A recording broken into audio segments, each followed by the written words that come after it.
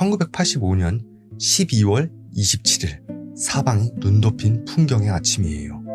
한 남자가 아내에게 말했어요. 어젯밤에 창문으로 올빼미를 봤어. 그런데 이상한 게 하나 있어요.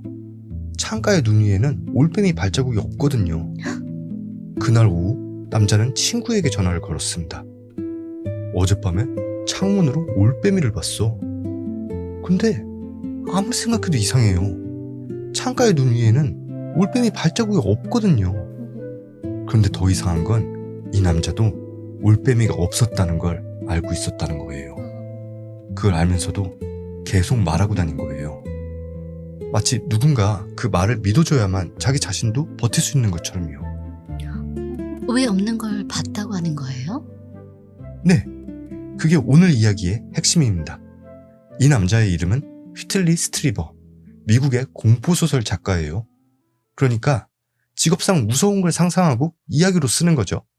근데 그가 1987년에 쓴 커뮤니언, 우리말로 하면 친교 또는 깊은 교감인데 종교적인 뜻으로도 써요.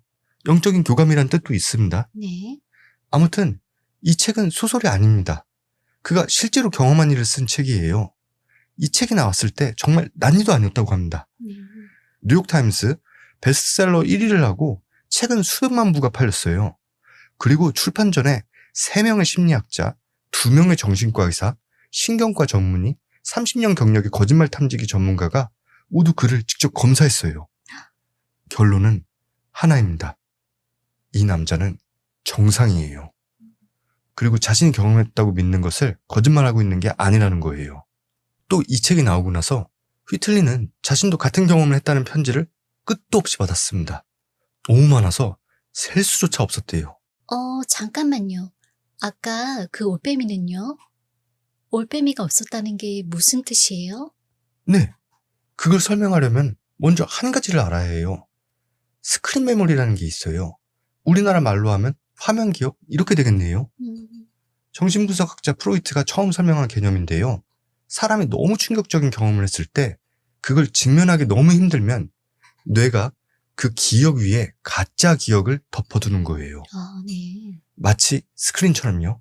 보고 싶지 않은 화면 앞에 다른 화면을 씌우는 거죠. 마치 저 영상 좋아요와 댓글이 100개씩 달렸다고 제가 항상 착각하는 거랑 같네요. 네, 결이 좀 다르긴 한데 비슷합니다. 시청자분들 좋아요와 댓글 좀 부탁드리겠습니다. 부탁드리겠습니다. 아무튼 여기서 진짜 중요한 게 있어요. 이건 거짓말을 하는 게 아니에요. 본인도 진짜로 믿어요. 그래서 더 무서운 겁니다. 의식적으로 꾸며낸 게 아니라 뇌가 스스로를 보호하려고 자동으로 만들어낸 기억이에요. 네. 그리고 아까 휘틀리가 말한 그 올빼미가 스크린 메모리라는 거예요. 그날 밤 실제로 있었던 일을 직면하기 너무 힘들어서 뇌가 올빼미를 만들어낸 거라는 거죠.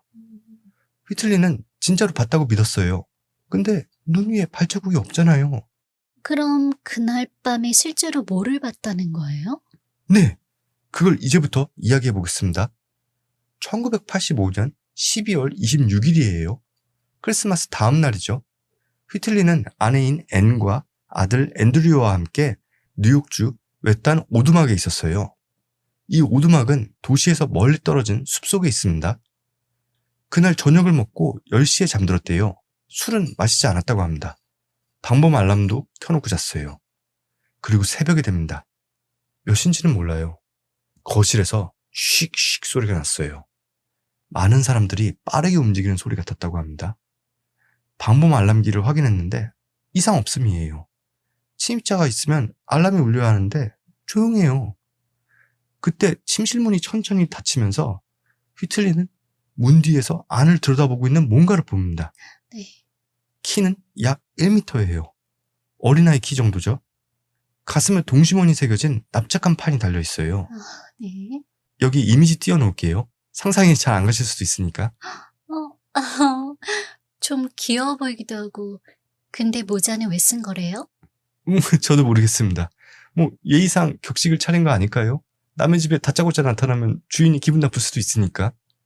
아무튼 보시는 대로 둥글고 납작한 모자, 눈은 2개의 짙은 구멍, 아래로 처진 검은 잎, 그 존재가 방으로 달려드는 순간 휘틀리는 의식을 잃습니다. 기절한 거예요? 모르겠습니다. 그냥 이후 기억이 없대요. 그리고 지금부터는 그 일 이후 휘틀리가 의식적으로 기억하는 것과 나중에 최면을 통해 복원된 기억이 섞여 있습니다. 둘을 합쳐서 이야기할게요. 다음 기억은 숲속이에요. 휘틀리가 나체로 몸이 마비된 채 허공에 떠서 이동하고 있습니다. 완전히 몸이 굳어서 움직이지 않는데 의식은 있었대요. 네. 그리고 눈 덮인 숲속 움푹 꺼진 땅 위에서 멈췄다고 합니다. 이상하게 그 땅에만 눈이 없었다고 해요. 주변에는 작은 존재들이 있었습니다. 회색 베이지색 바디수트를 입은 키 작은 존재들. 여기 이미지에서 보이는 왼쪽 무릎을 끌어안은 존재는 여성처럼 느껴졌다고 합니다. 이유는 모르겠대요. 그냥 그랬다고 합니다. 가죽 같은 피부에 거대하고 최면적인 검은 눈을 한 존재들이었다고 합니다. 그리고 그중 한 존재가 뭔가를 꺼냈어요. 작고 반짝이는 바늘이 든 작은 상자였다고 합니다. 이걸 휘틀리의 뇌에 삽입할 거라고 했어요. 진짜요? 너무 아프겠다. 네, 섬뜩합니다. 휘틀리는 비명을 질렀대요. 그러자 왼쪽에 여성 같은 존재가 이렇게 물었다고 합니다. 비명을 멈추게 도와드리려면 어떻게 하면 될까요? 사람 납치해놓고 그런 말을 해요? 네, 휘틀리도 나중에 이렇게 말했어요. 이 질문이 평생 머릿속을 떠나지 않았다고요. 진짜 악한 존재라면 그런 질문은 안 하겠죠. 사람들이 동물 실험할 때도 동물한테 그런 말 안 하잖아요. 그러니까 존중을 하긴 하는 거예요. 네. 그런데 여기서 휘틀리의 대답도 이상합니다. 자기도 나중에 왜 그런 말이 나온지 모르겠다고 했는데 뭐라고 했냐면 당신 냄새를 맡게 해주면 돼요. 그러자 이 존재가 팔을 휘틀리의 얼굴에 갖다 댔어요. 네.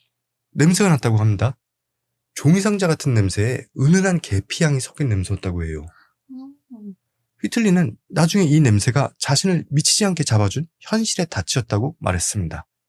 이게 꿈이 아니라 실제한다는 증거였으니까요. 보통 꿈에서 냄새는 못 맡는다고 하죠? 근데 저는 꿈에서 냄새 맡은 적이 있어요.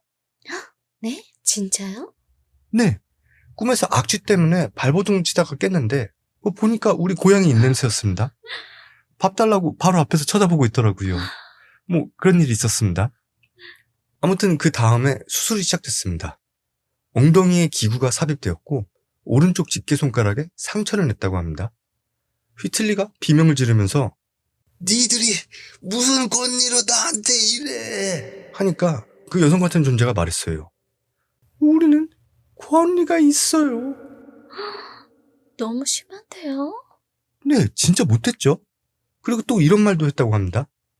당신은 우리가 선택한 사람입니다. 이에 휘틀리는 말 같지도 않은 소리 좀 작작해. 휘틀리가 울부짖으니까 이 여성 같은 존재는 고개를 흔들며 오노 오노 라고 노래하듯 말했대요. 그리고 휘틀리는 아침에 깨어났습니다. 수술을 당한 기억은 없었어요. 대신 올빼미를 본 기억만 있었습니다. 그 다음 몇 주간 스트리버의 성격이 급격히 안 좋아졌다고 합니다. 과민해지고 집중을 못하고 아들한테 이유 없이 짜증을 냈다고 해요. 신체 증상도 있었는데 오른쪽 집게손가락에 감염이 생겼습니다. 수술할 때 존재들이 손가락에 상처를 냈다고 했잖아요. 네, 그러니까 진짜 있었던 일이었던 거죠. 하지만 당시에는 올빼미를 본 기억밖에 없었던 겁니다. 진짜 일은 너무 끔찍해서 지워버린 거예요. 네. 그리고 엉덩이 통증도 있었대요. 귀 뒤에 통증과 딱지가 생겼고요. 그리고 이후 전자기기가 오작동하기 시작했다고 합니다. 외계인 접촉자들에게 흔히 일어나는 일이죠. 네. 우리나라에도 한 분 계십니다. 네네. 저도 꼭 만나 뵙고 싶은데 연락이 안 돼요. 아무튼 이것뿐만이 아닙니다. 회복발의 이미지를 보는 것도 접촉자들의 대표적인 현상이죠. 휘틀리도 마찬가지입니다. 한 번은 새벽에 거실 천장에 말도 안 되게 밝은 파란빛이 가득 찼대요. 휘틀리가 그걸 보면서 굴뚝에 불이 붙었나? 생각하다 그냥 다시 잠들었다고 합니다. 잠깐만요. 그 빛을 보고 그냥 잠들었다고요? 네, 이상하죠? 보통 사람이면 벌떡 일어나야 하는데 말이죠. 네. 뭔가가 의식을 강제로 끈 것 같은 거예요. 접촉자들이 흔하게 보고하는 현상입니다. 그리고 나중에 최면에서 그날 밤 기억을 되살렸는데요. 그 여성 같은 존재가 은빛 막대기를 이마에 댔더니 갑자기 이미지가 보였대요. 세계가 빨간 불공처럼 폭발하는 장면이에요. 그리고 이렇게 말했답니다. 저게 당신의 집이에요. 왜 그렇게 될지 알잖아요. 핵전쟁이요? 네, 휘틀리도 그렇게 생각한다고 해요. 그리고 여기서 은빛 막대기를 들고 있었다고 했잖아요. 네네. 저희 외계인은 왼손잡이를 좋아해 영상에서 네네. 이 존재들은 항상 왼손에 뭔가를 들고 네네. 있었다고 했잖아요. 네. 그래서 제가 이거를 막 찾아봤는데 안 나옵니다. 직접 물어보거나 한번 해봐야겠어요. 네.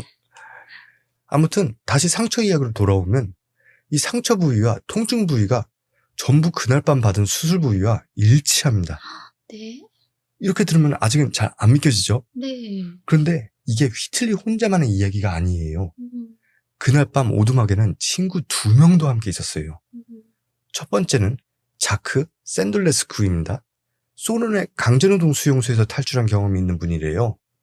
공수도 검은 띠고 거의 300파운드, 그러니까 136kg의 거구입니다. 굉장하죠? 이게 쉽게 겁먹거나 상상력이 흔들릴 사람이 아니랍니다. 네. 두 번째는 애니 고틸리앱이에요. 작가입니다. 자크가 나중에 이렇게 말했어요. 새벽 4시 30분에 방이 대낮처럼 밝아졌어요.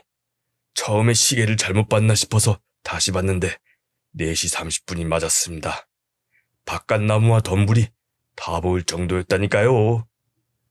그가 머문 방은 차 불빛이나 다른 외부 광원이 그렇게 밝게 들어올 수 없는 구조였대요. 또 애니는 이렇게 말했습니다. 폭발음을 들었어요. 그리고 천장에서 작은 발들이 빠르게 달리는 소리가 났어요. 그러니까 고양이가 우다다 하는 그런 소리 같은 걸 들었다는 거죠. 그런데 그날 오두막에 고양이는 없었다고 합니다. 휘틀리가 키우는 고양이들은 뉴욕 아파트에 있었대요. 두 사람 다 뭔가 이상한 걸 경험한 거네요? 네, 이상하죠. 그리고 가족들의 이야기도 있어요. 아들 앤드류는 이 경험에 대해 아무것도 모르는 상태였는데 나중에 이렇게 말합니다. 쾅소리 났던 날 밤 맞죠? 의사들이 저를 현관으로 데리고 나가서 침대 같은 데 눕혔어요. 계속 다치지 않을 거야 라고 했어요. 의사들이요? 그 의사들이 누구예요? 그 의사들이 누구인지 앤드류는 설명을 못했어요. 그냥 그렇게 기억하는 거예요. 전직 CIA 고위과학 장교였던 존 라미레즈도 어릴 때 의사와 간호사들에게 진찰받은 기억이 있다고 합니다. 근데 그 의사와 간호사 복장이 르네상스 시대의 의상이었대요. 네. 아무튼 휘틀리의 아내 앤은 나중에 최면 세션에서 이런 말을 했어요. 그들이 휘틀리를 데리러 왔어요. 그는 가야 해요. 하지만 나는 가면 안 돼요. 이거 좀 그렇네요. 힘든 건 남편이 알아서 다 해라, 그렇게 들리죠. 실험을 당하든 뭐든. 아무튼 앤은 이런 말도 했어요. 그들이 항상 데려가요. 나는 그 다음에 그가 대처할 수 있도록 도와주는 게 제 역할이에요. 항상이요? 네, 항상. 한두 번이 아니라는 거죠. 머리털이 곤두섭니다. 그리고 실제로도 그랬습니다. 1982년에는 애니, 앤드류, 휘틀리, 그리고 앤드류의 베이비시터, 이렇게 4명이 각자 다른 날 밤에 반투명한 흰색 존재를 봤어요. 애니는 자다가 4개의 긴 손가락이 복부를 찌르는 걸 봤다고 했고, 아들 앤드류는 작은 흰 뭔가가 계속 찌르고 또 찌르고 또 찔렀어요. 라고 했어요. 베이비시터는 비상계단 쪽 창문으로 흰 형체가 안을 들여다보고 있었다고 했고요. 그러니까 다 각자 뭔가를 본 거예요. 참고로 이게 다 최면으로 기억한 겁니다. 오해하시면 안 돼요. 아무튼 최면 세션에서 나온 것 중에 가장 충격적인 게 하나 있습니다. 1957년이에요. 휘틀리가 12살 때입니다. 아버지 누이와 함께 기차를 타고 있었어요. 미국 위스콘신에서 텍사스로 돌아오는 기차 여행을 했다고 합니다. 그 여행에서 휘틀리는 이유 없이 밤새 토를 냈대요. 네. 기차 안에 수십 명의 군복 입은 병사들이 테이블에 누워 있었대요. 네. 모두 의식이 없었다고 합니다. 휘틀리의 아버지는 극도의 공포에 질려 목에서 뭔가를 내뱉으려는 경련을 일으키고 있었고, 여동생은 기절해 있었다고 합니다. 그리고 거기에 그 여성 같은 존재가 있었다고 합니다. 숲에서 본 그 존재요? 네. 근데 12살 휘틀리는 이미 그 존재를 알고 있었대요. 그럼 12살 이전에도 그 존재와 만났다는 거네요? 네, 그렇습니다. 외계인 접촉자들은 아주 어릴 때부터 접촉이 시작된다고 하는데 휘틀리도 딱 그 케이스인 거죠.